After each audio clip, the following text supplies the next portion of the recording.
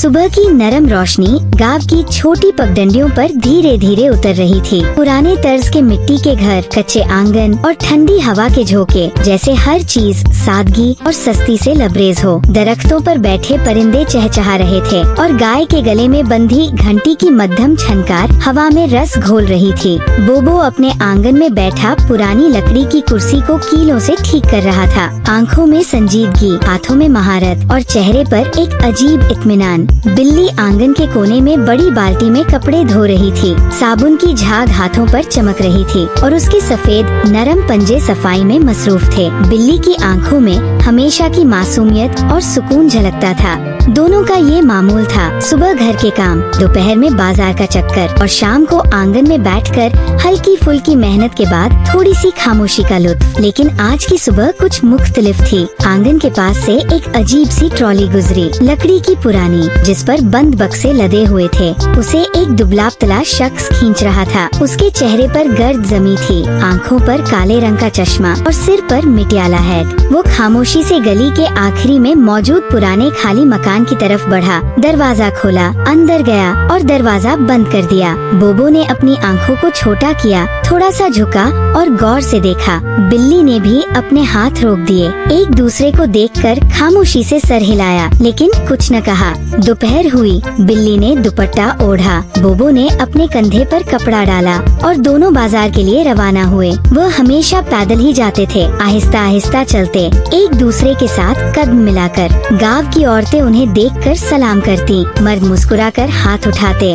और बच्चे बिल्ली को देखकर खुशी से उछलने लगते। रास्ते में बोबो ने उस खाली मकान की तरफ दोबारा देखा। खिड़की के पर्दे हिले जैसे कोई झांक रहा हो, लेकिन एक लम्हे बाद पर्दा साकित हो गया। बाजार से वापसी पर बिल्ली के हाथ में सब्जियां और दालें थीं और बोबो के पास एक थैली जिसमें चंद मरम्मत के औजार थे। रास्ते में एक बुजुर्ग ने कहा, आज तुम दोनों चुप चुप हो। बोबो ने हल्की सी मुस्कान से जवाब दिया, बस नींद पूरी नहीं हुई। शाम को बोबो ने लकड़ी का टुकड़ा तराशना शुरू किया। बिल्ली बर्तन धो रही थी। आंगन में सुकून था, लेकिन दोनों के दिल में एक खफीफ सी बेचैनी थी। रात के वक्त जब दोनों ने खाना खाकर चिराग बुझाया और लेटने लगे, दूर कहीं से एक अजीब सी चीख की आवाज आई। वह आवाज इतनी खफीफ थी कि शायद कोई और सुनता तो नजरअंदाज कर देता, मगर बोबो और बिल्ली फौरन उठ बैठे। बोबो दरवाजे की तरफ बढ़ा, बिल्ली उसके पीछे पीछे। दरवाजा आहिस्ता से खोला। गांव बिल्कुल खामोश था।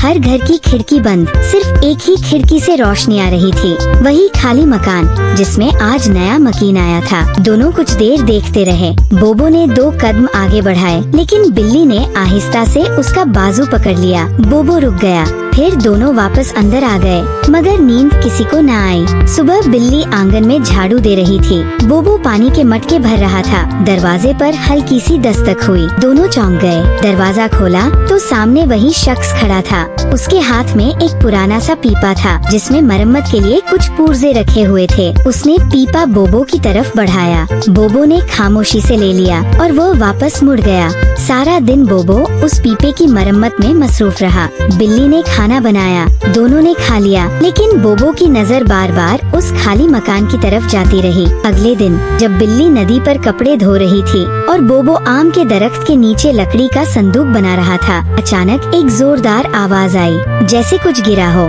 आवाज उस खाली मकान की तरफ से आई थी। बोबो फौरन उठा, बिल्ली भी दौड़ी। दोनों जब उस मकान के दरवाजे पर पहुँचे तो दरवाजा खुला हुआ था। अंदर दाखिल होने पर सामने एक पुरानी सी मेज गिरी हुई थी, किताबें बिखरी हुई थी। कमरे की दीवारों पर अजीब नक्श बने हुए थे।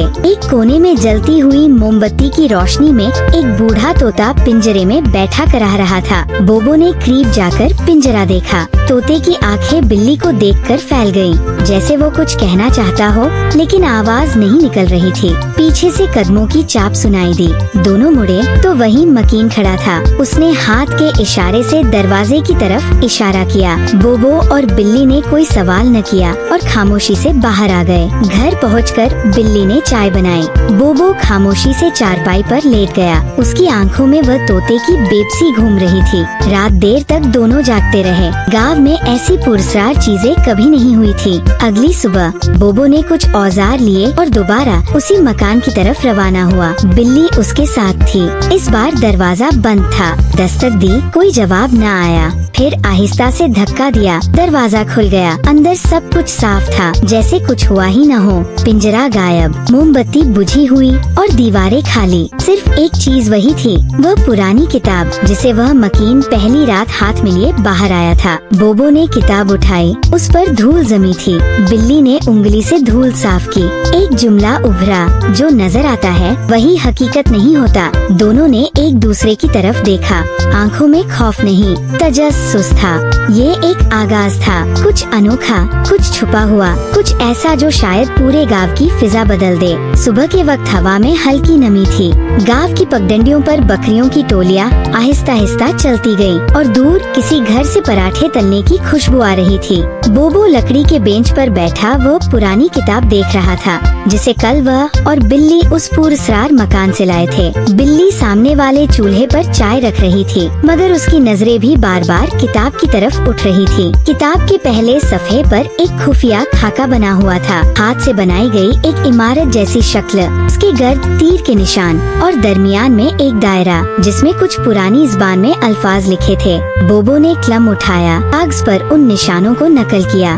बिल्ली चाय का कप लेकर उसके पास आ बैठी। कप थामते हुए बिल्ली ने खामोशी से खिड़की की तरफ देखा, वही खाली मकान जहाँ से ये सब शुरू हुआ था। लेकिन आज खिड़की के पर्दे मुकम्मल बंद थे, कोई साया तक नहीं हिला। बोबो ने गहरी सांस ली, किताब बंद की और कहा, जैसे खुद से अहद कर रहा हो, आज कुछ पता लगाना है। दोपहर होने से पहले वो दोनों गांव के पुराने कुतुबखाने की तरफ रवाना हो गए। ये कुतुबखाना गांव के सबसे आखिरी कोने में वाक़ था, जहाँ अक्सर गर्द उड़ती रहती थी और ज्यादातर दरवाजा बंद ही रहता था। इसके केयरटेकर एक खामोश सा बुजुर्ग हमेशा एक कुर्सी पर बैठा हुआ ऊँघता दिखाई देता। बोबो ने किताब उसके सामने रखी।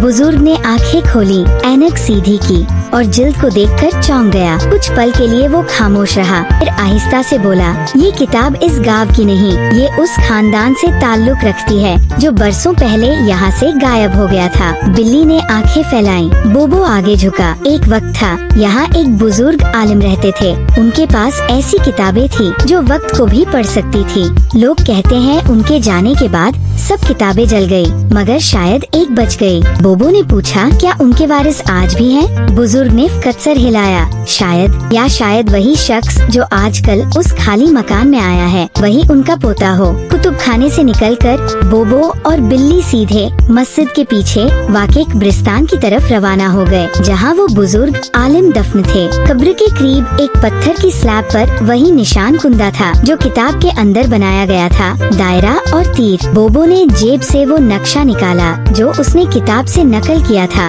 और जमीन पर फैलाया। निशान बिल्कुल वही थे। अचानक हवा तेज चलने लगी, करीब के दरख्तों से सूखे पत्ते उड़ने लगे। बिल्ली ने चादर को थाम लिया। बोबो ने कागज जल्दी से संभाला। अचानक एक पत्थर हिला और नीचे से एक धातु का बक्सा नजर आया, छोटा, सियाह रंग का और जंग आलूदा। बोबो ने उसे निकाला, लेकिन ताला बंद था। बिल्ली ने जमीन से एक लंबी सी कील उठाई और धीरे से ताला छेड़ने लगी। कुछ ही लम्हों में बक्सा खुल गया। अंदर एक तांबे का सिक्का, पुरानी तस्वीरें और एक छोटा सा नोट था। जो इस निशान को पहचान ले वही वारिस है सच्चाई का। उसी रात बोबो और बिल्ली ने वो सिक्का और तस्वीरें वापस उसी खाली मकान में रखने का फैसला किया। शायद ये उस मकीन का हक था, या शायद ये चीजें उसे वापस करनी थी। दरवाजा खटखटाया, कुछ लम्हों बाद खुला। वही शख्स, वैसा ही खामोश चेहरा। बोबो ने सिक्का उसके हाथ में दिया। उसने चौंक कर बोबो की आंखों में देखा, फिर आहिस्ता से सर झुकाया, जैसे मान गया हो कि वही तलाश कर रहा था। वो दोनों वापस घर आ गए, मगर दिल में ये ख्याल बाकी रहा, क्या उसने वाकई सब जान लिया था, या क्या वो अब मजीद कुछ करने वाला था। अगली सुबह बोबो ने सहन में पानी डालने के बाद दरवाजा खोला तो बाहर एक छोटा सा बंद लिफाफा पड़ा था। उस पर कुछ नहीं लिखा था। खोला तो अंदर वही नक्शा था, अब मुकम्मल, वाज़ेह और आखिरी दायरे के साथ। नक्शा उन्हें गांव के किनारे पर वाक़े पुराने कुएं तक ले गया। ये कुआं बरसों से बंद था, लेकिन नक्शे के मुताबिक इसके नीचे कुछ था। बोबो ने रस्सी बांधी, बिल्ली ने चिराग रोशन किया और वो दोनों नीचे उतर गए। नीचे सर्दी थी, नमी थी और एक पथरीली दीवार जिस पर वही दायरे और तीर बने थे। बीच में एक सुराख था जहाँ सिक्का ठीक बैठता था। बोबो ने सिक्का रखा, दीवार हल्की सी गूंजी और एक पुरानी लकड़ी की दराज खुल गई। अंदर सिर्फ एक शय थी, एक और किताब, मगर ये पहले वाली से भी ज्यादा पुरानी। इसकी जिल्द पर चांदी के सितारे कुंदा थे। ऊपर आकर दोनों ने किताब खोली और जो देखा वो हैरान कुन था। ये किताब गांव की असल तारीख थी, वो सच्चाइयाँ जो कभी किसी ने न सुनी, वो वाकयात जिन्हें हमेशा छुपाया गया। इनमें एक बड़ा खतरा भी दर्ज था, एक पुराना राज जो गांव पर साया डाल सकता था अगर कोई गलती कर बैठे। किताब के आखिरी सफ़े पर लिखा था, अगर राज जान गए हो तो अब खुद को बचाना भी सीखो, क्योंकि तुम पर नजर रखी जा रही है। उसी लम्हे बिल्ली ने खिड़की की तरफ इशारा किया। वहीं मकीन दूर खड़ा उन्हें घूर रहा था।